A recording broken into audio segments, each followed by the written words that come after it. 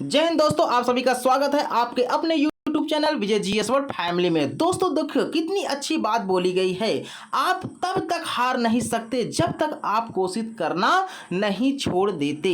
इसका मतलब यह है कि दोस्तों आपको अपने टारगेट से कभी भी पीछे नहीं हटना है। भले ही आपके जीवन में कितनी भी परेशानियां क्यों ना आ जाए, कितनी भी बड़ी मुश्किलें हो, उन मुश्किलों से लड़कर आगे बढ़ना चाहिए। और आप अपने लक्ष्य को जब तक नहीं प्राप्त कर लेते, भले ही आपको बार बार असफल होना पड़े, लेकिन आपको अपने टारगेट से कभी भी पीछे नहीं हटना है जब तक कि आपको सफलता ना मिल जाए। क्योंकि इंसान के जीवन में सुख दुख उसके जीवन के दो हिस्से हैं, कभी दुख का बसेरा रहता है तो कभी सुख का। इसलिए दोस्तों कभी भी दुख से आप घबराइए नहीं और अपने लक्ष्य की तरफ अपना मुख बनाए रखें और बार बार प्रयास करते रहें और एक दिन आपको ज़रूर आपको सफलता मिल जाएगी। तो इस तरीके से दोस्तों इस कोटेशन को बिल्कुल भी अपने दिमाग पे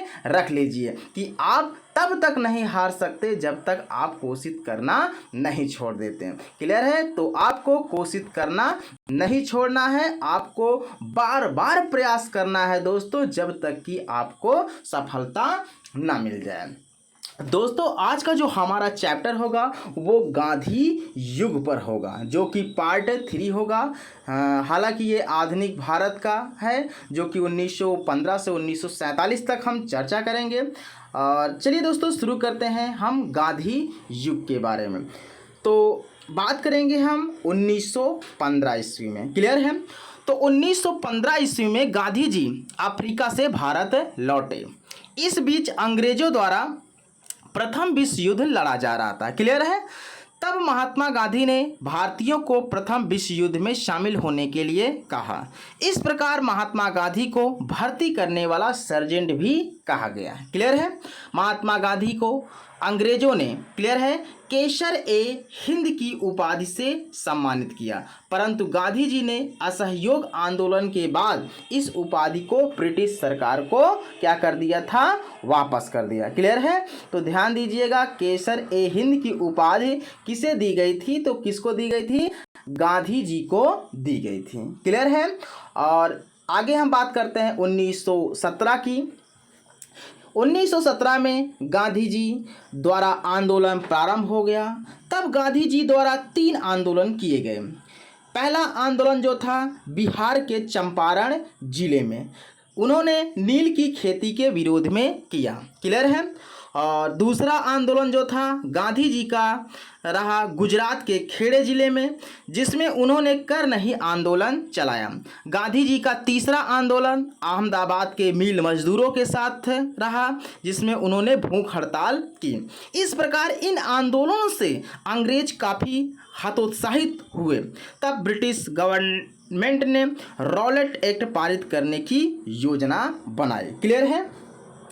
बात करते हैं 1919 ईस्वी की। क्लियर है? 19 मार्च 1919 ईस्वी को रॉलेट एक्ट क्या कर दिया गया? पारित कर दिया गया।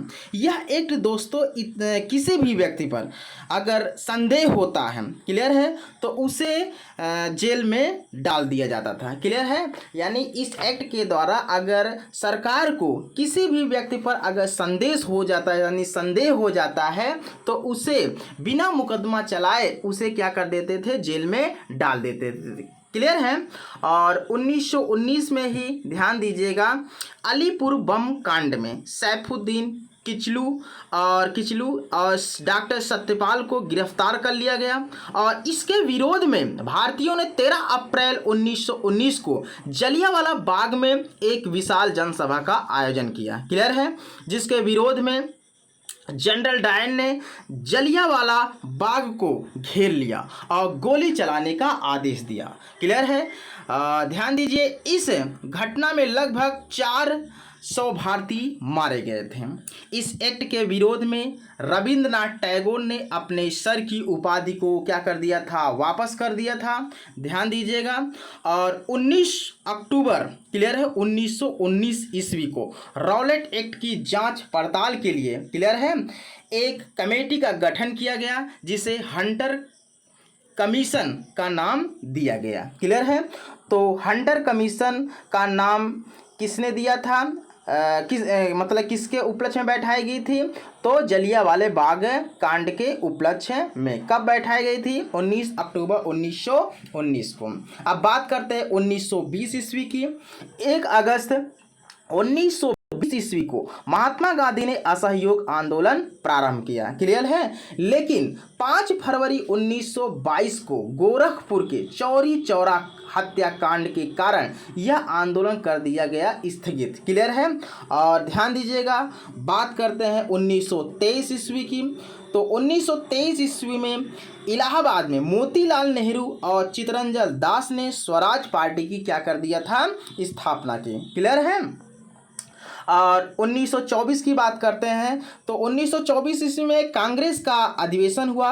यह अधिवेशन जो है कर्नाटक के बेलगांव में हुआ और जिसकी अध्यक्षता क्या है दोस्तों, महात्मा गांधी ने किया था। तो इस पॉइंट को बिल्कुल भी याद रखे रहिएगा कि कांग्रेस का, क्लियर है, कांग्रेस का कोलकाता अधिवेशन, कांग्रेस का कर्नाटक अधिवेशन कहाँ हुआ था, तो कहाँ हुआ था, कर्नाटक के बेलगांव में हुआ था। इसकी अध्यक्षता किसने की थी, महात्मा गांधी ने किया था। क्लियर है।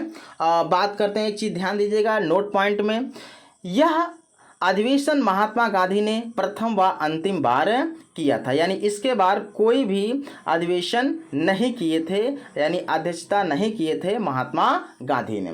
तो इनका प्रथम और आखिरी अध्यक्षता थी किसमें, कांग्रेस के अधिवेशन की। तो 1926 की बात करते हैं। 1926 ईस्वी में अखिल भारतीय महिला संघ की स्थापना की गई। 1927 की बात करते हैं दोस्तों। 1927 ईस्वी में भारत का संविधान बनाने के लिए साइमन कमीशन की नियुक्ति की गई। 3 फरवरी 1928 को साइमन कमीशन भारत में प्रवेश किया। क्लियर है। और इस कमीशन में सभी, क्लियर है, सभी सदस्य अंग्रेज होने की वजह से भारतीयों ने इसका बहुत ज़्यादा विरोध किया और साइमन कमीशन वापस जाओ का नारा लगाने लगे। इस कमीशन का जो सबसे ज़्यादा विरोध लाला लाजपत राय ने किया। लाला लाजपत राय को लाठियों के प्रहार से मृत्यु का सामना भी करना पड़ गया था। तो 1927 ईस्वी में बटलर कमेटी की गठन किया गया। इसका मुख्य उद्देश्य था राज्य और संघ के बीच सुधार स्थापित करना। बात करते हैं 1928 ईस्वी की। 1928 ईस्वी में साइमन कमीशन भारत जाओ, यानी साइमन कमीशन वापस जाओ के नारे लग रहे थे। तब अंग्रेजों ने भारतीयों को संविधान बनाने की अनुमति दे दी और भारतीयों ने इस चुनौती को क्या कर लिया दोस्तों, स्वीकार कर लिया।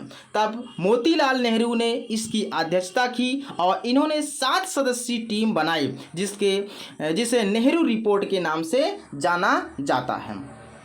बात करते हैं 1929 ईस्वी की। तो 1929 ईस्वी में कांग्रेस अधिवेशन हुआ। यह अधिवेशन लाहौर में हुआ जिसकी अध्यक्षता जवाहरलाल नेहरू ने किया था। इस अधिवेशन में 2 बात कही गई। पहली बात दोस्तों ध्यान दीजिएगा, संविधान बनाने की बात कही गई। क्लियर है। और दूसरी बात जो थी वो सविनय अवज्ञा आंदोलन प्रारंभ करने की बात कही गई। बात करते हैं 1930 ईस्वी की। ध्यान दीजिएगा, तो 1930 ईस्वी में प्रथम गोलमेज सम्मेलन का आरंभ हुआ। तो ध्यान दीजिएगा, गोलमेज सम्मेलन की बात करते हैं तो प्रथम गोलमेज सम्मेलन 1930 ईस्वी में हुआ।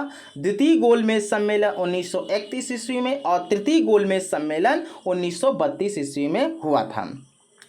नोट पॉइंट, एक चीज़ ध्यान दीजिएगा कि गांधी जी यानी महात्मा गांधी द्वितीय गोलमेज सम्मेलन में भाग लिए, जबकि भीमराव अंबेडकर ने तीनों गोलमेज सम्मेलन में भाग लिए थे। क्लियर है। तो इतना आपको हमारे हिसाब से समझ में आ गया होगा। बात करते हैं सविनय अवज्ञा आंदोलन की। तो कांग्रेस के अनुसार महात्मा गांधी ने सविनय अवज्ञा आंदोलन क्या कर दिए थे, प्रारंभ कर दिए थे। गांधी जी ने सविनय अवज्ञा आंदोलन प्रारंभ करने से पहले अंग्रेजों को एक अनुमति पत्र भेजा जिसको अंग्रेजों ने अस्वीकार किया। महात्मा गांधी ने साबरमती, ध्यान दीजिएगा, महात्मा गांधी ने साबरमती आश्रम से 78 अनुयायियों के साथ दांडी मार्च किया और 6 अप्रैल 1930 में दांडी में नमक बनाकर नमक कानून क्या कर दिए, तोड़ दिए। 1931 ईस्वी में ध्यान दीजिएगा गांधी इरविन समझौता हुआ। इस समझौते के साथ गांधी जी ने सविनय अवज्ञा आंदोलन को बंद कर दिया। क्लियर है। बात करते हैं 1935 ईस्वी की। तो 1935 ईस्वी में भारत सुधार अधिनियम पारित कर दिया गया, जिसके तहत सांसदों की सीटें निर्धारित की गई।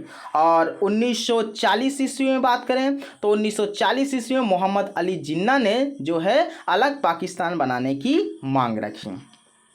1942 ईस्वी में क्रिप्स मिशन भारत आया, जिसमें भारत का संविधान 60% बनकर तैयार हो गया था। उस समय भारत का वायसराय जो था वो लॉर्ड लिनलिथगो था।